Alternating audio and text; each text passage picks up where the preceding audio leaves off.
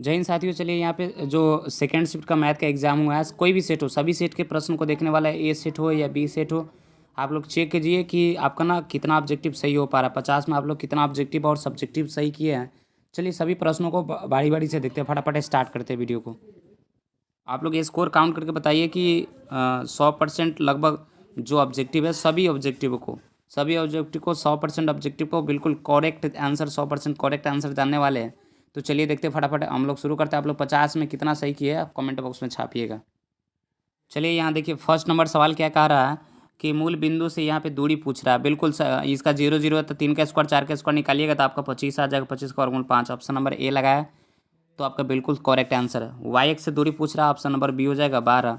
चलिए अगले सवाल की तरफ बढ़ते हैं। तीसरे का आप लोग कमेंट बॉक्स में छापिए आंसर। चलिए चौथा सवाल देखते हैं, इसको कैलकुलेट करना पड़ेगा। चलिए अगले सवाल को देख लेते हैं। 7 और 10 का कोटि क्या पूछते, कोटि पूछा जाता, पहले वाले को पूछा, कोटि का मान 10 हो जाएगा, बिल्कुल करेक्ट आंसर है। चलिए अगले सवाल को देख लेते हैं। बिंदु में कौन किस पाद में प्लस प्लस है तो प्रथम पाद में स्थित है। मैंने ये सवाल भी बच्चों से बोला था कि ये सवाल आएगा, बहुत बढ़िया सवाल है। चलिए अगला, किस बिंदु किस तृतीय चतुर्थांश में, तो माइनस माइनस तृतीय चतुर्थांश, अगर 6 का सी मारे तो साथियों आपका बिल्कुल करेक्ट है।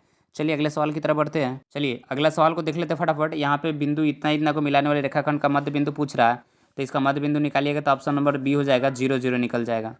चलिए अगले सवाल की तरफ बढ़ते हैं। यहाँ पे ए बी 8 नंबर सवाल को देखिएगा। ए बी का मध्य बिंदु इतना है, ए का नियामक दे दिया, बी के नियामक पूछ रहा था, बी का नियामक निकालिएगा तो ऑप्शन नंबर आपका कितना हो जाएगा, बी आंसर हो जाएगा। बिल्कुल निकाल लीजिए, इसका बी आंसर होगा, सी नहीं होगा। नेक्स्ट सवाल की तरफ बढ़ते हैं। चलिए अगले वाला सवाल को देख लेते हैं फटाफट। यहाँ 12 आ गया। चलिए नेक्स्ट वाला को देखते हैं। चलिए 12 नंबर सवाल को उसको भी देख लेंगे। चलिए किस समांतर श्रेणी में 3 इतना पद दिया गया है, इसका एक्स का मान, तो आप लोग डी निकालिए, A2 - A1 डी निकालिए। इसका आंसर कैलकुलेट करके निकालिएगा तो भाई साहब आपका 1 हो जाएगा।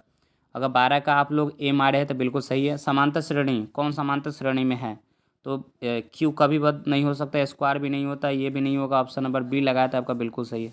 चलिए नेक्स्ट सवाल की तरफ देखते हैं, कौन समांतर श्रेणी में नहीं है, तो क्यू स्क्वायर वाला फॉर्म कभी समांतर श्रेणी में नहीं होता।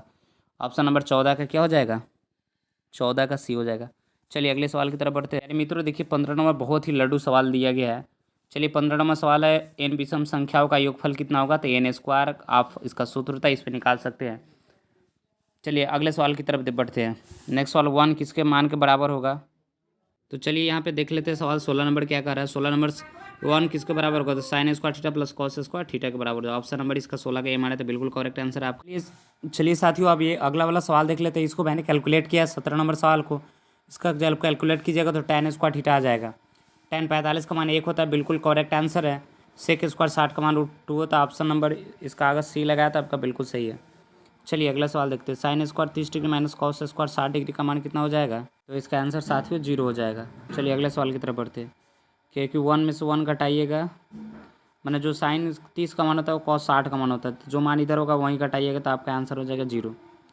अगले सवाल की तरफ बढ़ते हैं। इसका जब दूरी सूत्र निकालिएगा, दूरी से आप कैलकुलेट निकाल सकते हैं, इसको तीनों का निकालना पड़ेगा। तो चलिए इसका निकाल कर आप लोग त्रिभुज वाला जो ट्रायंगल वाला फार्मूला है उस पर अपनी 23 31 12 पर निकाल के चलिए कमेंट बॉक्स से उसको छापना है।